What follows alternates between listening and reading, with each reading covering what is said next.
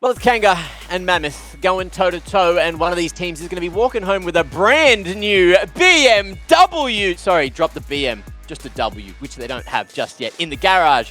But let's talk about one of these teams first. Let's talk about Kanga before we talk about Mammoth today, because it's been a while. I don't think I got to see Kanga last week. They didn't get to play Skimmy.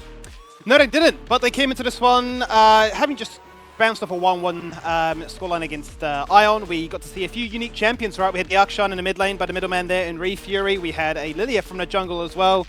And a Bard that was roaming around causing a fair bit of havoc. And this seems to be a bit of a more common trend now. We're having more and more players opting into the Ignite to try and be aggressive in the laning phase. Doesn't always pan on out. They don't normally get a chance to utilize it maybe as freely as a TP can afford you, but certainly if you get to snowball from it, yeah, some pretty devastating consequences come as a result. Obviously his matchup in Dejovi was pretty spicy with some shenanigans here on the Nico, which worked out pretty nicely for them, but yeah, the Akshan was the biggest selling point for me. And I'm curious to see, you know, this is a bit of a exciting matchup in the mid lane in particular, be it Fury and Dajong have had their fair share of battles over the years. They certainly have. Anything you want to say about Kanga Max before we move on to the other team? Guess what? You don't get a chance, because you got to talk about Mammoth, who are coming in looking stellar. We saw Dajong last week. He's looking well. He's super happy. And I think he's happy that he was more happy that Skimmy was here than you, right?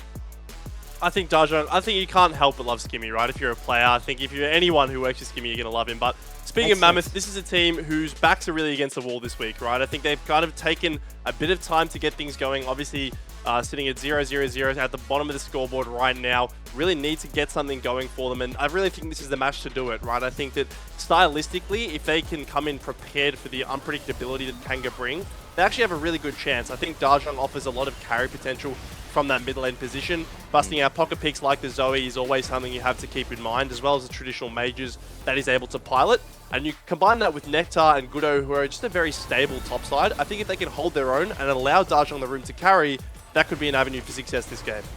I think that may be what they're going to have to do. But at the same time, who knows? Because Kanga haven't really gotten to play a stage game for a week and a bit. Maybe that is a difference maker. At least Mammoth, they were on the show last week. So who knows? With Dajong, they've had the extra week now to really get themselves sorted.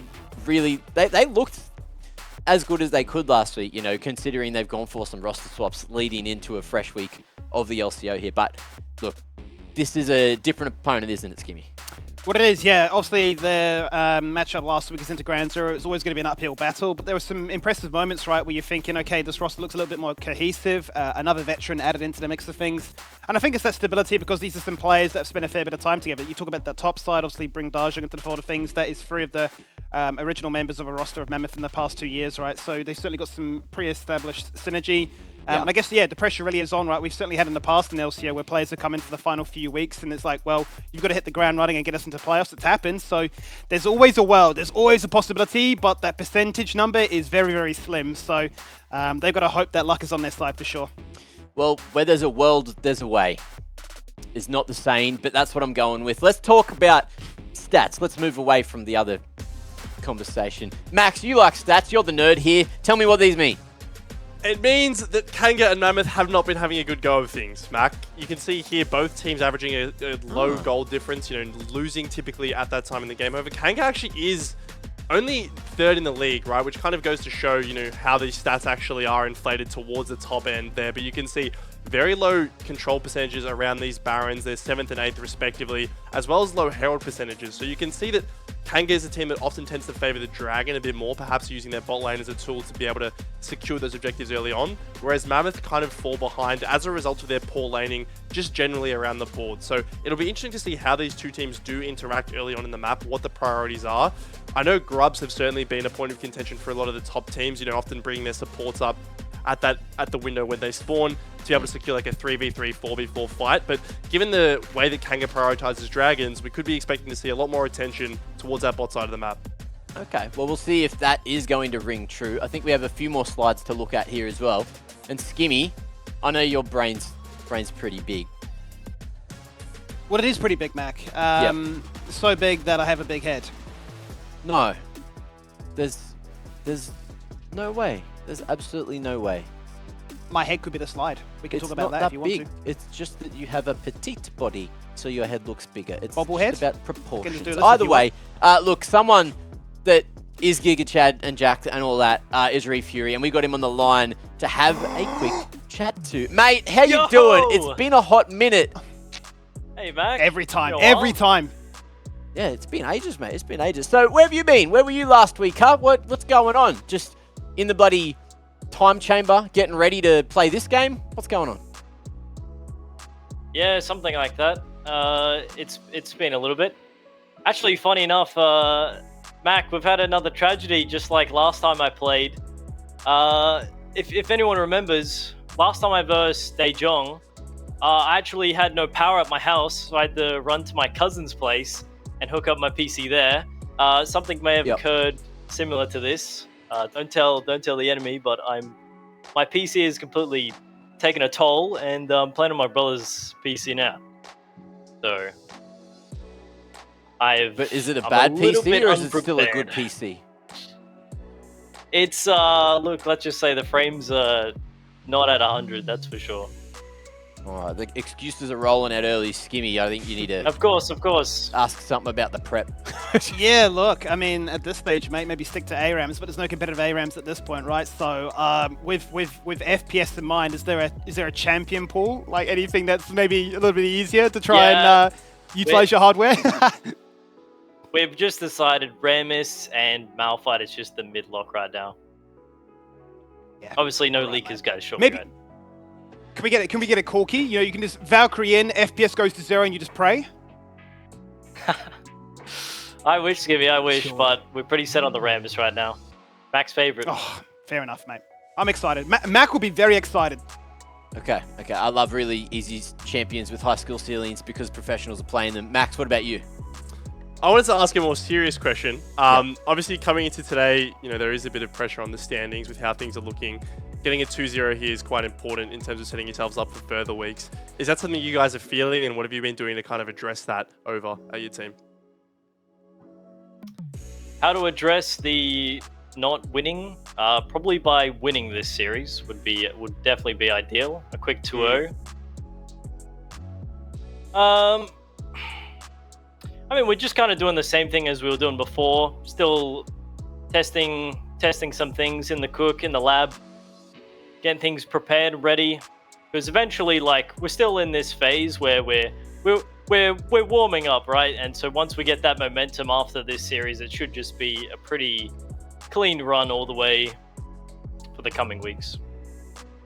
Okay. And on that Perfect. note, thank you very much, Fury. We'll let you go and hopefully find some frames and find that W. See you later. Thanks, lads. Have a good one. Good luck. Toodaloo, mate. Wow. Now, look, that was not a convincing interview for anyone that is thinking that they wanted a Kanga W today. Maybe our predictions are in shambles. I don't know about you. Yeah. Chris, but I don't know about I'm yours. A little bit. That's the kind of thing I like to hear with my predictions. I'm low-key on the fence, ready to backtrack, but I won't. I will not. Okay. What about you, Max? You want to go for I'm last staying minute locked swap? in. Are you locked Part in? of me wants to think he's kind of just baiting with that statement, Mm. right?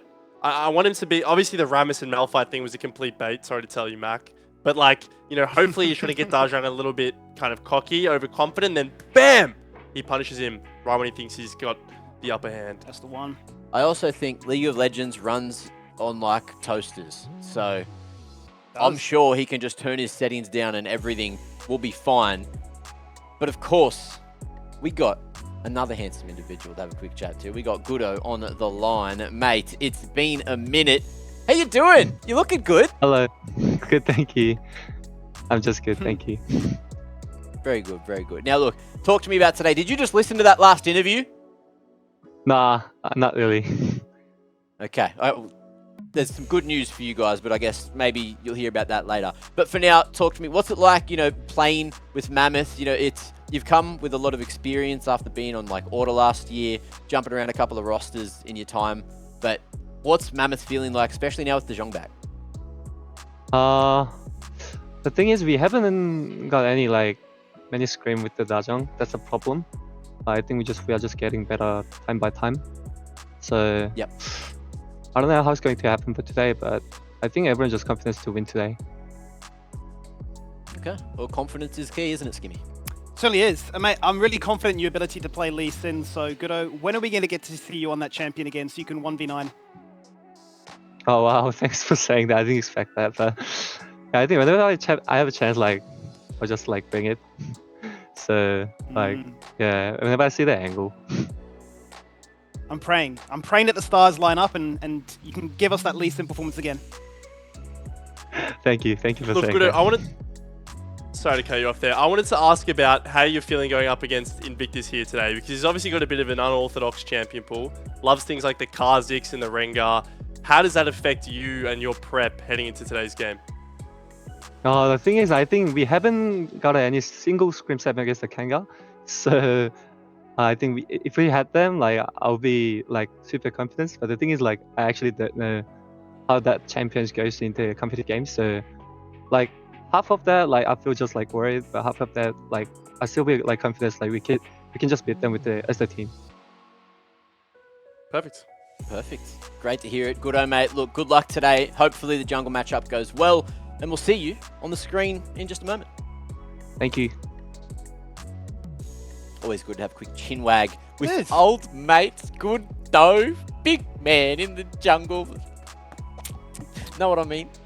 Look, we do have another graphic to have a quick look at before we jump into the predickies and all that. Let's have a quick look at this one. And it's about the strength of schedule of both of the teams. Max, you're a strong guy, so I think this is suited for you. Yeah, well, look, Kanga's schedule is not very nice, to put it nicely. They've got Bliss and Antic, who we are heralding as the top two teams, who are the top two teams, really, in the league, and Direwolves to round it out. Mammoth, on the other hand, have a more decent run.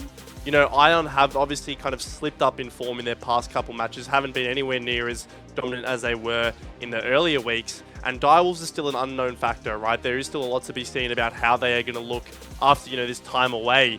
And with them finally coming back, there is a world where if Mammoth pull out a 2-0 today, they could be looking good heading into the playoff picture.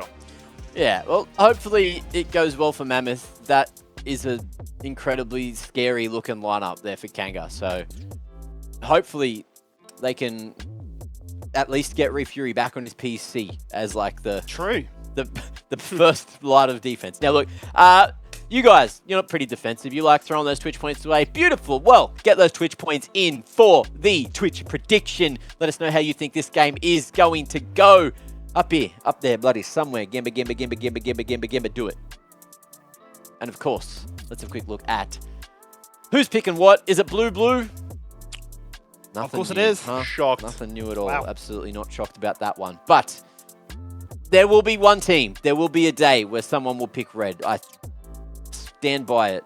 Honestly, Mac, I was expecting it could have been today, to be honest, if anything, just because of these teams wanting to play out like a niche counter pick in a solo lane, but Okay. the status quo remains unchanged. Well, here you go. Here's our predictions. I'm more confident in mine now after those couple of interviews. But what about you guys? You still thinking it's a 2-0, or do you think it's going to be more like 1-1 territory? Hard for me to say a 1-1. Well, it was hard for me, like I really wanted to, but it was really hard for me to give Mammoth a victory at this point, just because we haven't seen them ever really been in a position comfortable enough to actually throw away that lead to then say they should have won that on a different situation. So I think, yeah, today's series is going to be the most telling, because if they can give a competitive performance, if they can even get the series win like you've gone for, Mac, then I think those last two matches that we literally just saw before, it's a fair shot of them, you know, getting their way into playoffs. But as it stands, yeah, I'm pretty content, even with the Fury issue of a 2-0 Kanga. Well, you got to beat the big dogs to be the big dog. That's what it's all about. Now, anything to say, Max, before, of course, Champ Select's ready? I don't know how long we got. Not really. I'm kind of in the same boat. I think, you know, Goodo kind of mentioned it before, but they haven't scrimmed much with Dajong. They don't really know what Kanga is preparing because they haven't faced him in scrim. So I think there is still a bit of uncertainty around that matchup. And to me, I just think that Kanga have looked like they've gelled a little bit more in recent weeks. Okay. I haven't seen Kanga, so I couldn't agree. Like that's the problem. I didn't get to watch them last week, so I don't know how they're looking. Hopefully they're looking good. Skimmy, do you think it's going to be the same thing? Actually, I don't care what you think, because Champ Select is ready. Let's get into it. Who cares about our theory? Let's actually see it take place then, as Kanga start on the blue side here. They're going to ban away the Kalista, which, as we saw from that previous screen, is a bit of a common ban between both these teams, right? Obviously, insanely strong. Varus and Kalista on repeat between both. But I'm curious, right? We've already seen pocket picks from both these teams. Which direction would you like to see this draft go here, Max? Would you like to see them double down on those pocket picks, given the sort of urgency of the situation? Or just really now say, it's meta time, conform to the patch, get your best foot forward now to make sure that playoffs you're ready to go? Look, I'd love to see, one or two brought out per team. I think that when you kind of go all into this pocket pick thing, your comp can kind of lack a bit of cohesion because everyone's kind of picking for themselves and favoring their own matchups. I think something like Kanga, dropping in a carry jungler, dropping in a Kha'Zix or a Rengar if it's a good spot, or picking a Pyke and keeping the rest of the draft standard, can be a really good way to create just enough chaos that you can take advantage of it without your opponent being able to capitalize. Well, that seems to be the case there, doesn't it, right? With the two champions that Dajong played in his last appearance, both the Zoe as well as the Yone, both removed, taken out of consideration. There's obviously still a host of other champions he has up available for him. His second most played was the Ahri and Sylas in the years gone by, so perhaps those are champions ready to find themselves in a draft like this. But with the Kalista and Varus take it away, bot lane might have to innovate. Yeah, it's really interesting. The Ashe is still available here. That has been kind of the default first pick when everything else is taken away, just enabling a lot of the bot lane matchups to come through. I did see a pretty interesting discussion, though, around this kind of Varus Ashe rather first pick without something like the Varus to go alongside it, right? Because then you kind of work your way down the list. Okay, what am I pairing with this Ashe? First of all, if I'm putting it support, am I taking a Caitlyn or something else that's lane dominant? Or am I kind of putting it in the AD carry position and then letting it take a backseat in the damage department? So there is still a lot of flexibility that this pick offers, even with the Varus being taken off the table. Yes, certainly does. And if memory serves me correctly, he still has that 100% presence and the win rate as well. So Kanga will be banking on their bets that this could be the way for them to open up this best of two with a victory. No hesitation really from Mammoth though. Lovers duo comes out, Zara and Rakan. Give themselves a sense of stability to make sure they're not going to get thrown off too much by what Kanga have.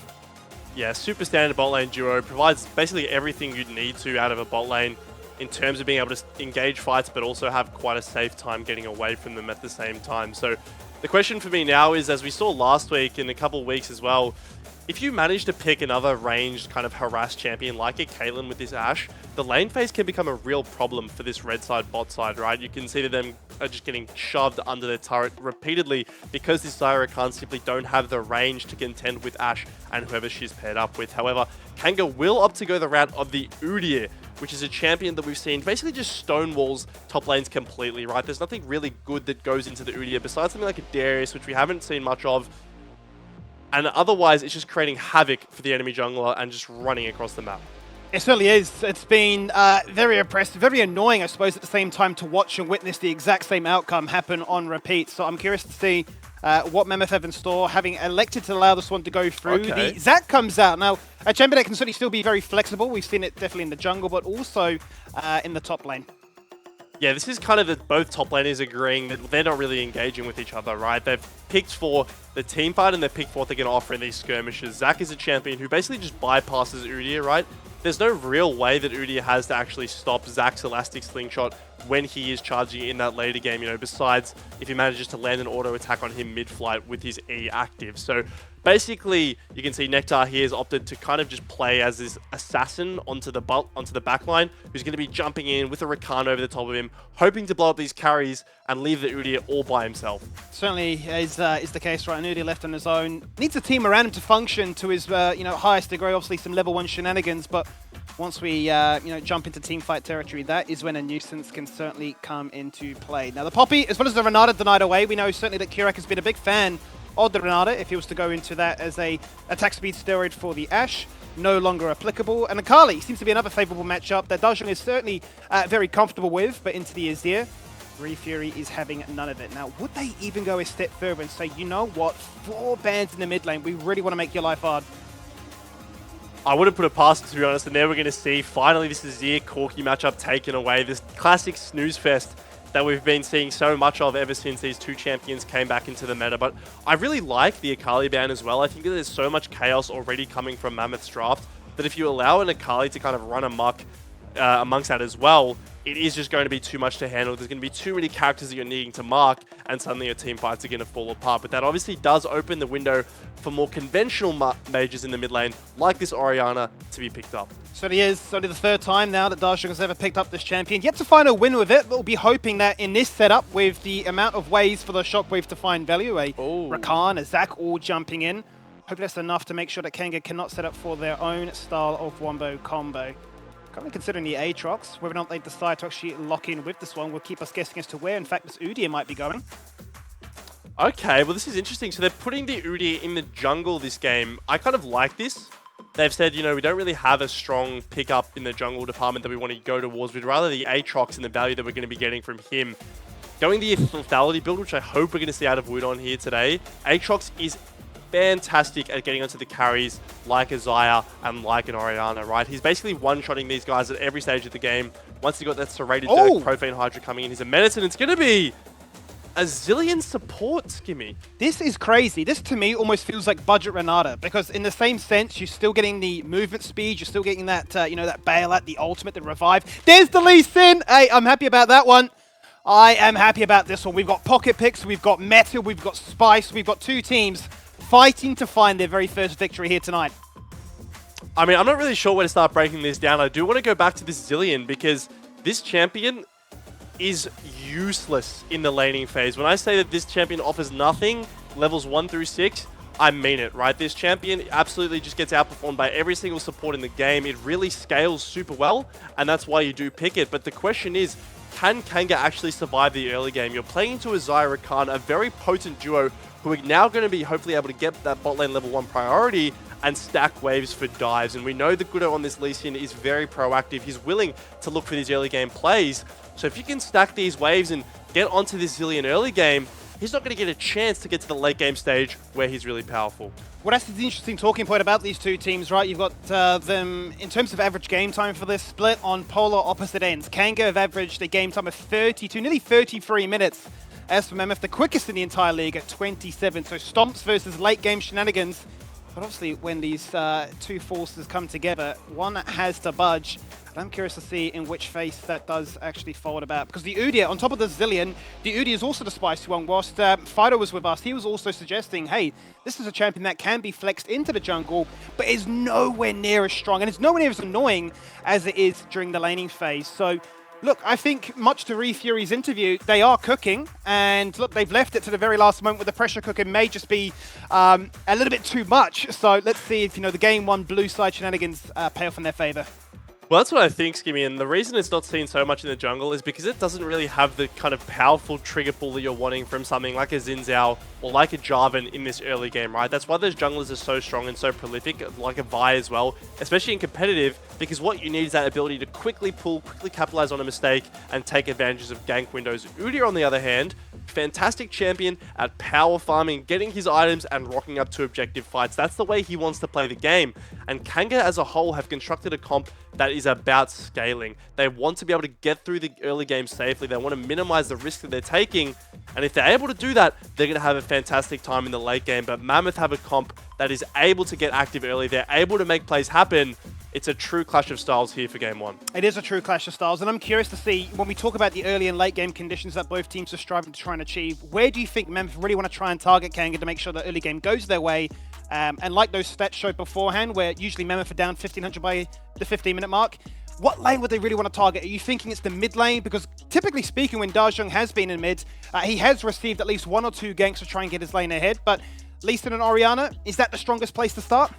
It's absolutely this bot lane here, Skimmy. I think that losing this Lee Sin and Orianna will be a really important tool to be able to actually move down and make some plays and put some pressure on the bot lane. But Kanga have drafted a bot lane that is quite losing early. It's very dependent on how Rilla is able to space the enemy bot lane. He's going to have really nice micro to be able to actually avoid getting jumped on by a Rakan and getting all the damage that comes from a Xayah to follow. So it's going to be towards this bot lane that I'm going to be really looking. We're going to be looking for those 3-wave crashes and how Kanga answers, because so far in the LCO, we've seen that if a wave gets stacked on you, you're dead, right? We haven't seen very many TP responses. We haven't seen very many junglers pathing down to cover, and that's going to be something that Kanga really needs to do if they want to stay in this game. But they certainly do, Max. Let's jump ourselves into the Rift Den for the very first game of the very first series Week 5, can you believe it already? So many weeks of competition already have gone on by, and both these teams are still hoping that playoffs are within their reach, potentially with some level 1 plays to start it all off. Yeah, keep an eye on the Rakan W cooldown here. That's the important one. There is no extra CC to follow up once that lands, so Rhea Fury might be able to get clipped by it and may have to flash here. The Rakan W is up, but with the way he's moving, he's making it so hard for Rakan to throw that spell. He's making it very, very difficult right now. It's not too easy for the rest of his teammates then to try and follow up on that Rakan based on their positioning without revealing exactly where they are. The entirety, to be fair, of Kanga are just fanning across top to bot to make sure that there's no way for Mammoth to make a play. So in terms of early game and really breaking it open from the level 1 mark, not going to be the case here today. Yeah, importantly, that Ward will be able to spot Goodo starting the Raptor camp here, so Kanga will have knowledge of his path, you know, getting towards this bot lane early on. As you can already see some level 1 trading taking place. This is the danger as Asta's going in. He certainly is going in right now, but Kurok's copying us so much amount of damage. Actually forced the flash away. That's how concerned he was, but Rila has slowed down Duck. He's got him within his reach right now. There's no heal. He's already burnt flash. Another heal is not there.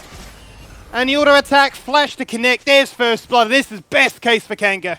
This is absolute best case scenario for Kanga there. You can see that because of those level 1 shenanigans, they're able to actually set up in the bush, get that lane control, and that all importantly allows them to get some poke down before Mammoth can fight, right? The way that they're going to lose this lane is by getting jumped on full HP, someone gets ignited, and someone gets 100 to 0. But instead, they're able to flip the script in their own favor, give Rilla first blood, and take away both of Duck Summoners at level 1. Which really hurts, right? Azaya Rakan wanted to be stable, but ripping open that into a volatile laning phase so early on, and to only now have a flash on your Rakan. Sure, Kanga obviously responded with a fair few summoners of their own as well, and Rila will be very vulnerable if Goodo was to find an opportunity to try and target bot lane, but Kurok still has the speed boost of a Zillion, still has the summoner heal too. I feel like there are tools in which they can get away with this one.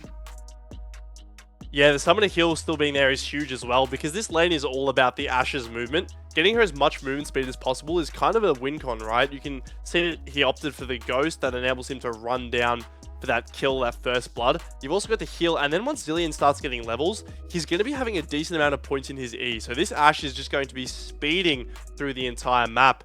And that's what really is scary for Mammoth to start this game, right? Because Kanga scales so well, right? We know that the Zillion is only getting stronger and stronger. Level 6 and level 11 are massive breakpoints for this champion. So for him to already have a safe laning phase, for him to already be ahead, is a very worrying sign this early in the game. I mean, it certainly is, and it really puts the pressure already, right, on a side like Mammoth, who are out of experience in terms of having scrimmed too much. Hungry for wins, maybe a little bit of desperation in there as well to start off a game in this kind of fashion. Certainly wouldn't bode well to a mentality that may already be a fair bit fragile. So I'm curious to see in terms of a response where they'll look to go. I think whilst we got Goodo on our screen right now, there's certainly been a few games where he's had his work cut out for him in terms of he's had to shield lanes, almost try and anticipate where the opposition will be looking to go, and that's resulted in a few times him just hanging around bot lane, just seeing what would happen. Obviously in a champion like Lee Sin, you don't want to be hovering all day, but it may be called upon earlier than he thinks. Well, hopefully this time he can hover towards the bot lane and take advantage of the fact that the Ashe has no summoners right now, right? I think that's going to be the main thing that Goodo is looking towards. As you can already see, he will be completing the Gromp here and tick over to level 3. We'll see whether he wants to get active, but bot lane is crashing a wave at the moment, so probably just going to continue clearing his jungle. As we check in with mid lane here, Darjong having a pretty nice go of things, definitely trading well as he crashes his third wave here. Yeah, both mid laners running low on resources, both health and mana, as he's actually going to crash in. You can see the stain taking place for the Mammoth bot lane, having now returned to see what they can do. They're going to be zoned away, right, from these ticking time bombs, from the harass, from the ability for Rila to say, well, the pressure's on you now. I've already got the great start that I need. And I'm curious, actually, what kind of build Rila decides to go for. We saw Violet play the Ashe, went 12-1, went the Lethal Temper into Trinity Force Kraken Slayer. We've certainly seen different takes on what the go-to for Ashe would be it lethality, on hit, or crit. I'm curious to see what their brand will be here for Rila. As Nectar also, he can leech up, but he's getting a bit of a taste of what an Aatrox can do. Yeah, Aatrox into Zac, definitely a nice matchup for the Aatrox, right? Kind of gets to do whatever he wants, doesn't really have to worry too much about ever being lethal to the Zac. In fact, you can also get some of your own opportunities if the Zac isn't careful, right? Because you can play at the range where Zac can't really land any of his Ws on you, and if that's the case, then he's not actually able to pick up those blobs and heal. So Widon going to have a pretty nice time in this lane, you would imagine. As we can see, both junglers have headed back to base and completed their initial resets. This is huge. Gudo having this double longsword really enables his early game fighting power, and that's something you really need to have on this Lee Sin. If you are unable to duel the enemy jungler, you are in a very poor position as a champion who doesn't really scale too well into the late game. But Invictus taking advantage of this little window here and stealing away a Raptor camp. He certainly is. He's picked up the boots, got the Amp Tome as well, so a little bit of extra damage in terms of making sure that if he does go for a counter jungle, he's going to get away with one. Make sure he can try and match the mobility of that Lee Sin too. Checking him in the bot lane once again. You can sort of see the aftermath now as Kanga push back towards Mammoth Tower. That really is up by a substantial amount, already up by what, 17 CS? Yeah, it's pretty big, and you can see Zilean is kind of a softer Rakan counter in the sense that when Rakan tanks a bomb, he's not actually able to use his shield because that would end up damaging the Xayah anyway. So he kind of just has to accept that he's going to get damaged. And the same goes for, if Xayah gets a bomb on top of her. So whilst it's not the hardest counter in the game, certainly is a little mechanic that can just further snowball the amount of poke that they're taking in that 2v2. Well, no jungle gank just yet. Invictus very much keen just to try and farm up an absolute storm right now, get to level 6 as quickly as he can, despite already having that ultimate ability from the very get-go. Wants to really outpace here the Lee Sin, but Gudo's opted for a different approach in things. Rather than go for a gank, he said, you know what, we'll pick up all 3 Void Grubs. We'll give ourselves a little bit of stronger laning phase. Now, Dajong has to play patiently here. He does have Flash available, has just TP'd back, as his lane opponent does the same. But could have received a potential gank in the mid lane, which would have really ruined his tempo.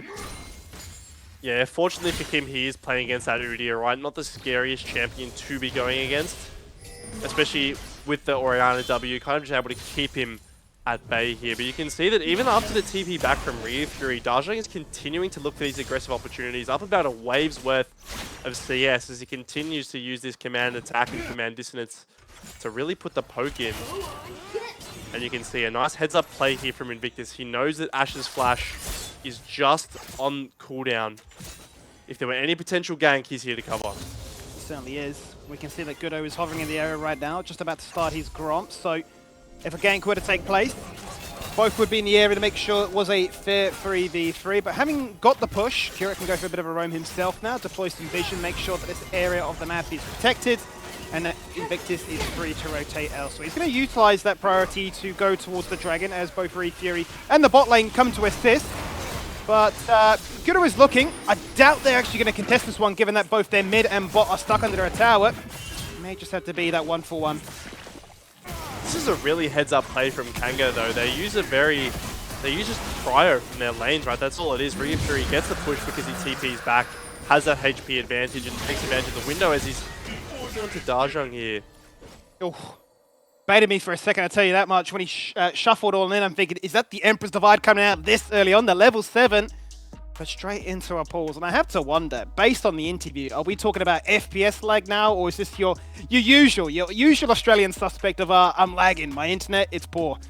Might be a bit of both, honestly, knowing the way that our glorious league operates. That tends to be a very rare scenario where no one's internet is affected, but to go back to the current game state, I think it's just a heads up from the Kanga bot lane, right? They're able to use this Ashe Zilean pressure that they've gotten from their earlier kills to just keep Mammoth under turret. There's no real opportunity for them to actually fight back. You can see that at any window when they do have Gudo on that side of the map, there's always an Udyr to cover, right? There's never an opportunity where they're isolated in that 3v2.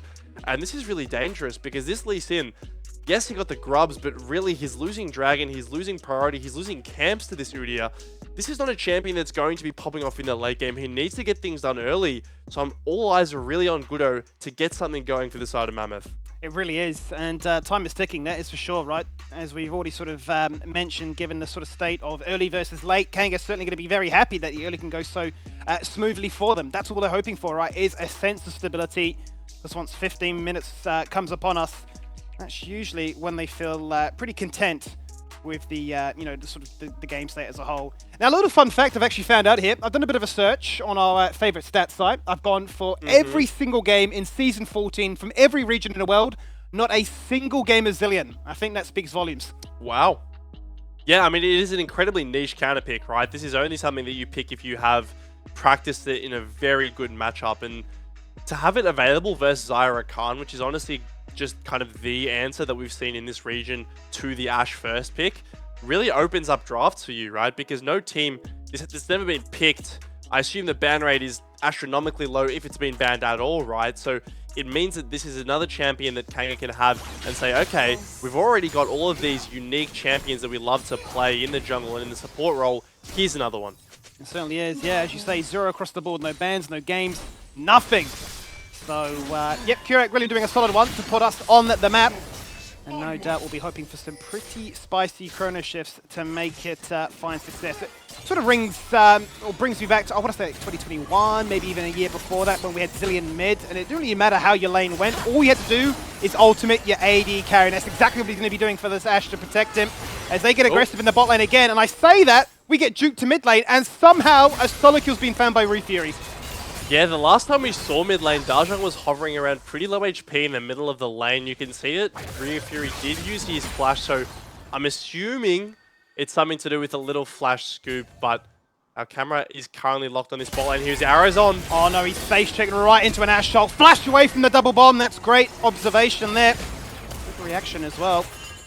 Otherwise, like there being two lanes at the same time, all falling on down. That really is the simplest thing. We've got ultimate advantage.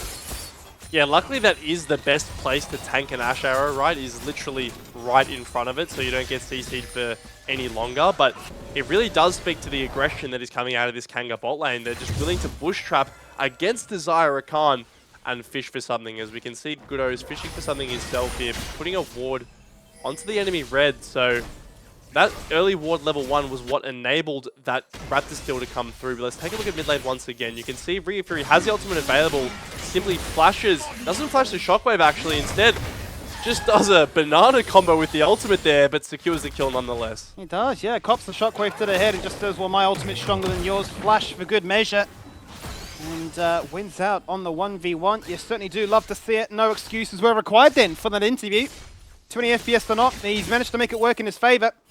As, yeah, Gudo goes back to base for the second time in a row, gets his shop up, but he's falling behind though, isn't he, compared to Invictus. So, jobs are on. It's time to, yeah, find your fight.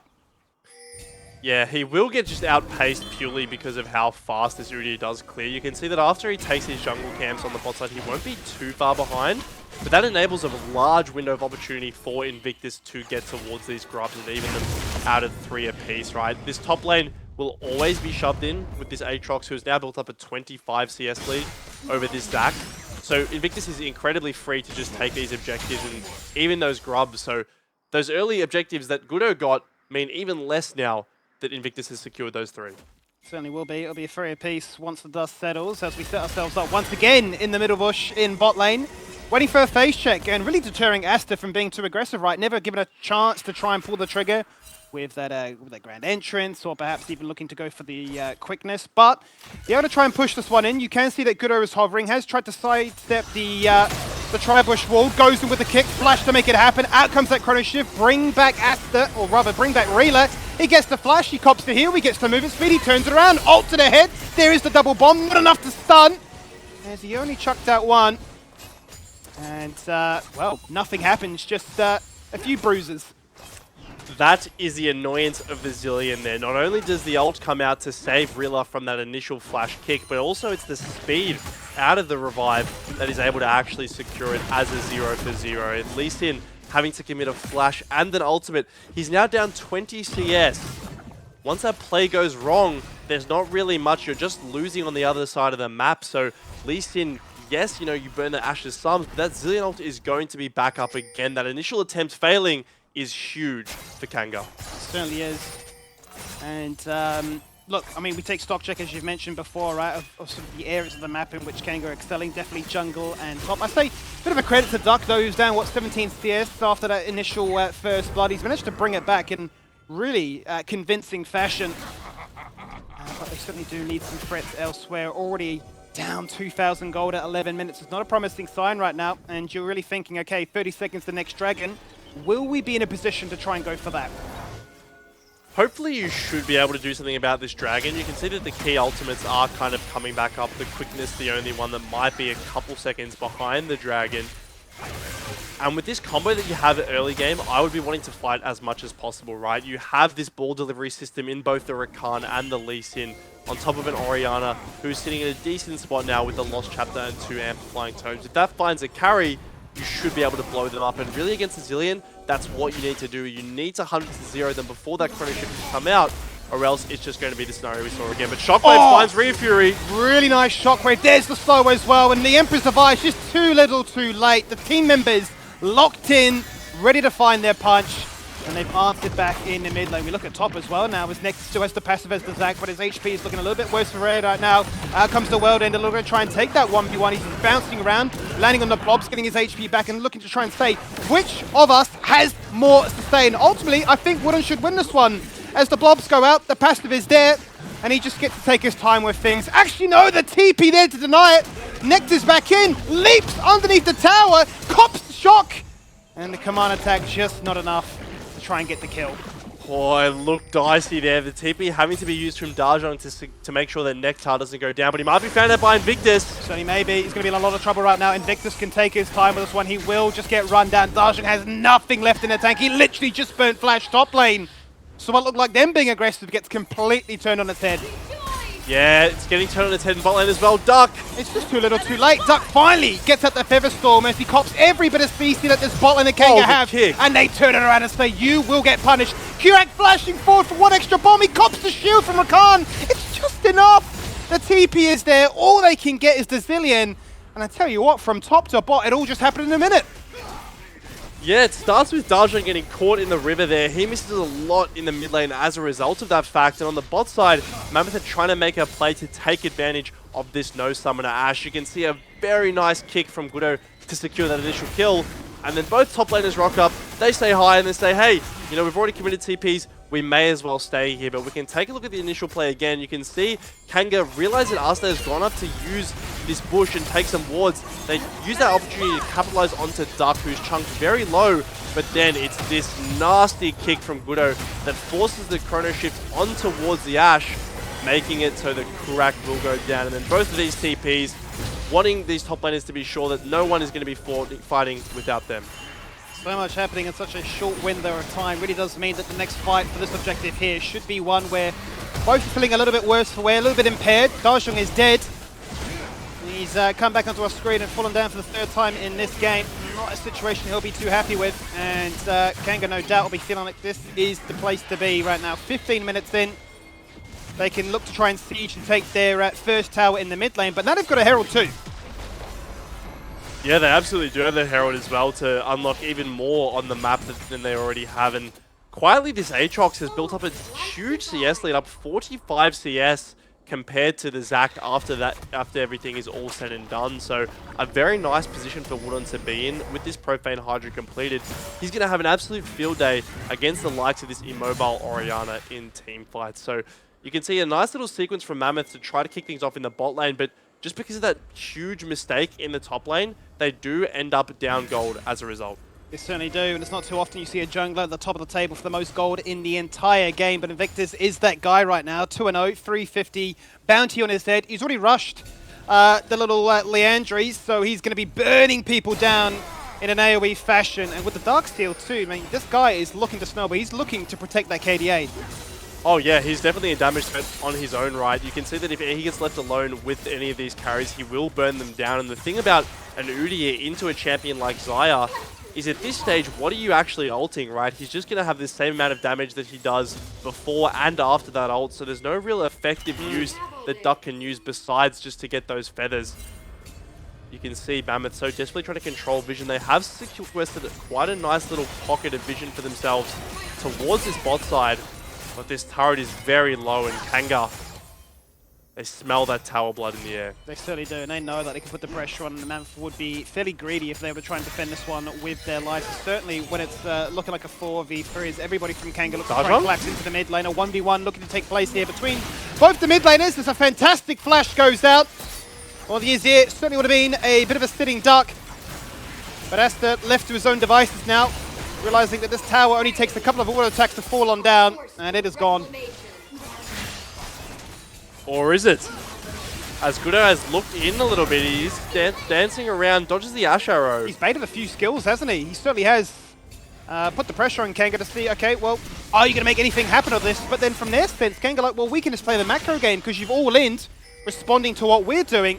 Maybe dialed in a little bit too much in protecting this tower that has, what, 50 HP left. Yeah, and that's the thing. With the side lane pressure that they have, they will always have first move. It's just a matter of patience, right? You've got to wait for those waves to eventually crash. Then you can bring your side laners down or up and take the tower in due time. But you can see the Reaper is looking very aggressive here, Skimmy. He's got no flash, and Gudo's here. Gudo is certainly here, looking to try and turn it around and make sure that Reaper loses out on this occasion. Out goes the kick, there is the Sonic Wave, there is the shove as well. But Gudo patiently waits and says, that won't block me. He gets his first of the game with the Thunder Sky. He certainly packs a punch. Yeah, he certainly packs a punch. We'll be able to find that kill in the top lane. That's huge, right? You can see that's going to break open this side of the map. Meanwhile, Kanga on the bot lane looking to control this dragon. But simply just a misstep from Fury, right? He knew his team was wanting to play towards the mid-bot half of the map. He knew he had no flash. Simply tried to limit test and bit off a bit more than he could chew. Ends up going down as a result. Certainly does. And now becomes a bit of a race from top to bot as to who can push harder. I think the answer should be the Herald will win 9 times out of 10. He just summons it straight away and says, what is a dragon as well?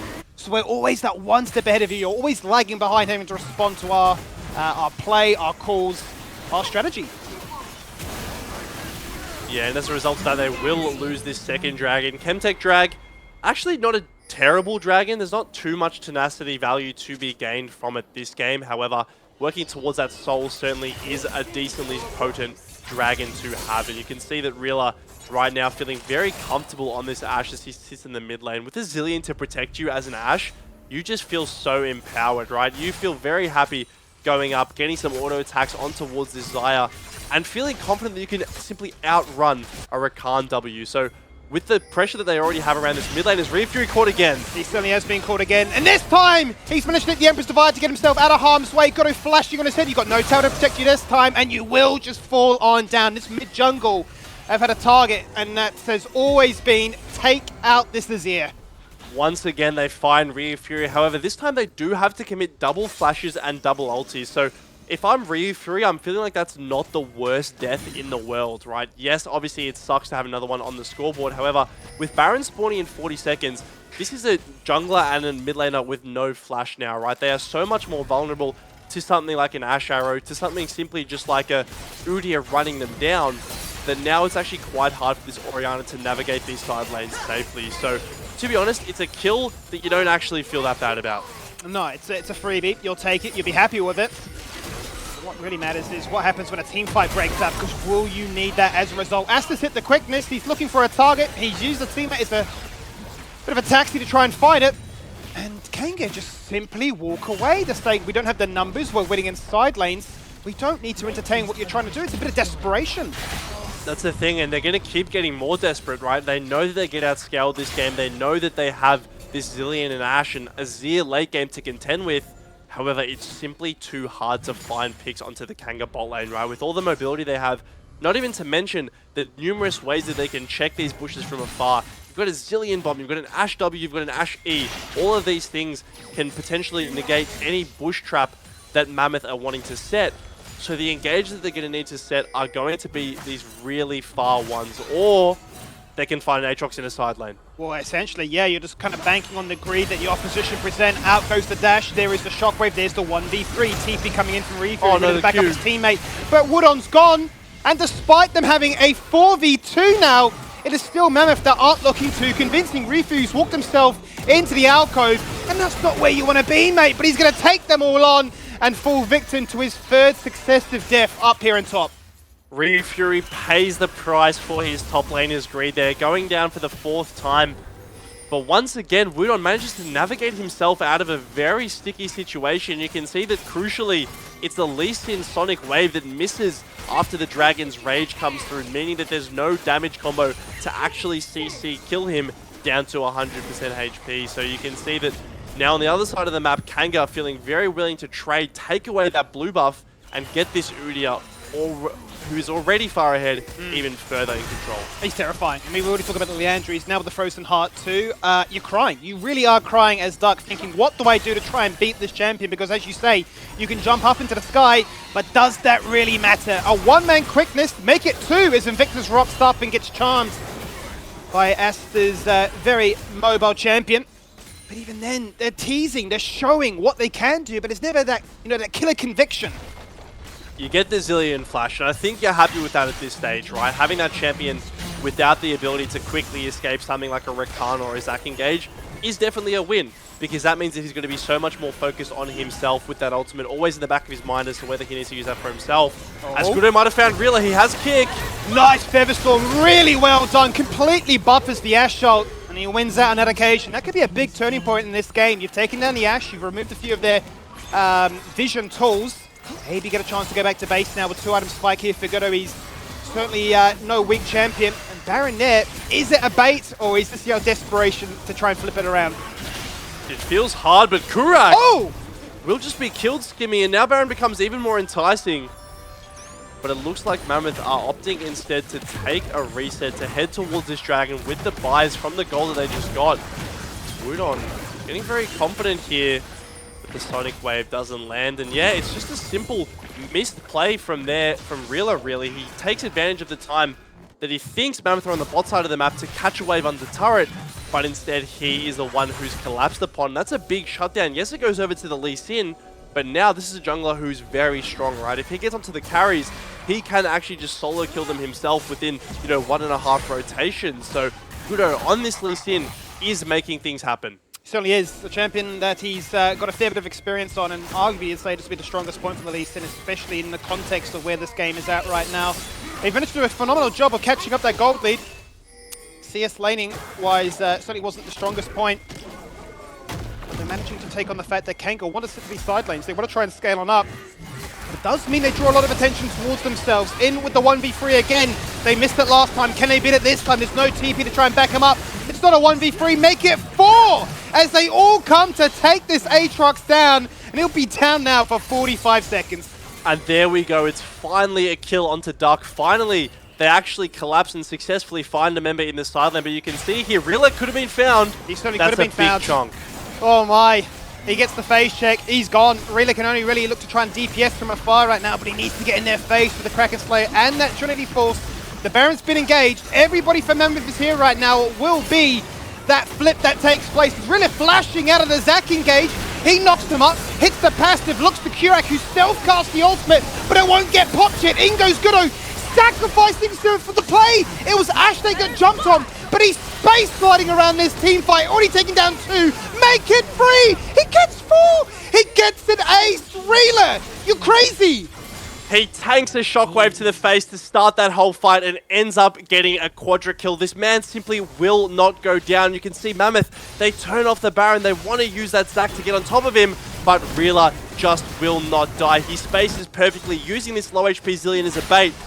Let's take a look at this once again. You can see the initial engage from Nectar on towards Rila gets flashed away, and then they're baited by all these other low HP bars. You can see Kurak so low, but there's just too much damage from this Ashe. You can see he's running, no one's firing onto him, and he just simply outspaces the rest of Mammoth. Unbelievable there, to have the confidence and the ability and not be punished. You've burnt Flash, you've burnt Ultimate, you've burnt all your health, and you've just shown them this is what an Ashe can do. There is the third item, there is the Baron being denied, there is the Baron being claimed, and Kanga, if you were worried for a second that they may be throwing this game at the 25-minute mark, they've fully re-established themselves as the one in the lead. Yeah, and we were talking earlier about breakpoints. This is the breakpoint now. You can see third item completed for Ashe. Now has the Terminus as well. So Armor Shred as well as a bit of tankiness, and they're not doing anything to this Udyr. We all know he's going to walk out fine, but Nectar's going in. He is going in into the Tri-Brush, brings them both together. He's found one. There's the Zillion ult to try and bring them back to life and give them a second fighting chance. Kurak flashing away, but he's dead during the animation. And that's all Mammoth can settle for. They try and try and try again, and it's slim pickings. Invictus will go again here. He's incredibly tanky. Takes a while to kill. 1v5, how long does it take to kill the Udyr? He's burning them all with that Leandries. He's still alive! Don't tell me he lives! And this is why this champion is banned. No because way! he is just immortal in the middle of 5. And meanwhile, all this is happening, Wudon has been the benefactor, taking turret after turret, taking wave after wave. And now this Aatrox, who hasn't been involved in any kills, is incredibly strong, working his way towards that Cyrilda's grudges. Kanga are taking an interesting approach to this Baron, right? They've almost just left mid-waves completely alone besides Aatrox. Instead opting to really play around this bot lane and wanting to make this quadrant their kind of dominant one of the map. Both carries down here looking at this tier 2 turret that remains. There is just no way though, Max. Riddle me this. Your Zillion's just died. It's a 3v5 bot lane. Your Udyr runs in and tanks them all and lives, and then Aatrox is freely split pushing top. You're thinking, is this a simulation? Is this competitive League of Legends? How has that been able to happen? Ultimately, Kanga are just laughing straight to the bank. It's almost like a hole breaker Aatrox without the item there. Yeah, Aatrox is having a very nice time of things here. As you can see, Kanga's set up in this bot lane. They do have that Baron cannon minion which has just been killed, but on this next wave, they should be able to break this turret, and that's really the last kind of easy standing gold that they have remaining, right? They've taken the other 2 tier 2s so far, and after this one, they will be looking at those inhibitor turrets. The Ash Arrow finds Dajong. Certainly does find Dajong, but it's only followed up. No, because he turns around. The best of Shockwave onto 2. And just like that, the cavalry rock stuff. In goes Gudo. There is Nectar. There's 2. As they try to find more. Gudo sliced up in that one. Flash kick, because he's acting like he's insect. They're really turning this game up. The temperature, it is rising as they're down 7,000 gold. But you wouldn't think so based on that execution. That's huge. Kanga get overconfident for 1 second and Mammoth pull the trigger. A massive shockwave combined with a nasty engage from Rakan and Zac over the top of it. And to put the icing on the cake, really, a fantastic Lee Sin kick and Skimmy. There's 15 seconds to drag. They're going to deny the soul as well. They have to. They absolutely have to. It all starts off with a nice arrow on towards Dajong, but he just turns it around and says, you've got an ult, I have one too. Yeah, and his one is so much better. You can see Kurak is caught between using the ult on himself and Rilla.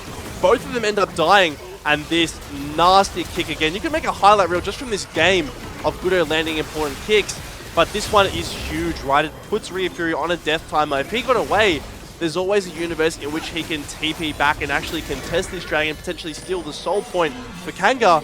But now they've bought themselves 5 more minutes in this game, 5 more minutes to find another fight like that, and potentially turn the game on its head. So they do, but it's been an uphill battle. It has been from, to be fair, minute 1 in this game, having first blood on your AD carry into just trying to pick apart people split pushing. And even being contested by this Udyr, who really is that stone wall, frozen heart, force of nature. I mean, you just cannot get past him. But I will say, there is that shining light, the reintroduction of Dajong. He's the only member in the top 3 right now for overall gold. And he's going to have to continue to get as strong as he can, because these shockwaves are starting to add up. The shockwaves are huge right now. You can see that even one of them is basically going to kill the bot lane of Kanga if it lands. And you do have a lot of good ball delivery systems, right? There are so many angles that your teammates can come from with the engages with the ball on top of them to be able to land these really massive shockwaves onto the enemy backline. And I think that, you know, despite the gold lead and despite the control that Kanga have, if any of those fights go the way that they did in that previous sequence, it will just be a one fight for Mammoth, right? You can only Zillion ult one person, which doesn't help if your whole team is getting exploded by an Orianna and a Zyra at the same time. So Mammoth, they've done well. They've slowed down the game.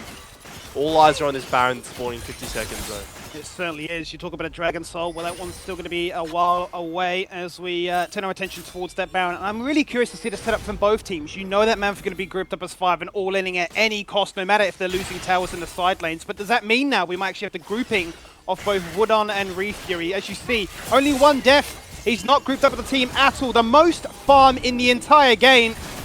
As for Reef Fury, 1 and 5 on this is here. Yes, a scaling terror, but he's not been on his A game in game 1. No, he definitely hasn't been caught out quite a few times at unfortunate sequences in the side lane.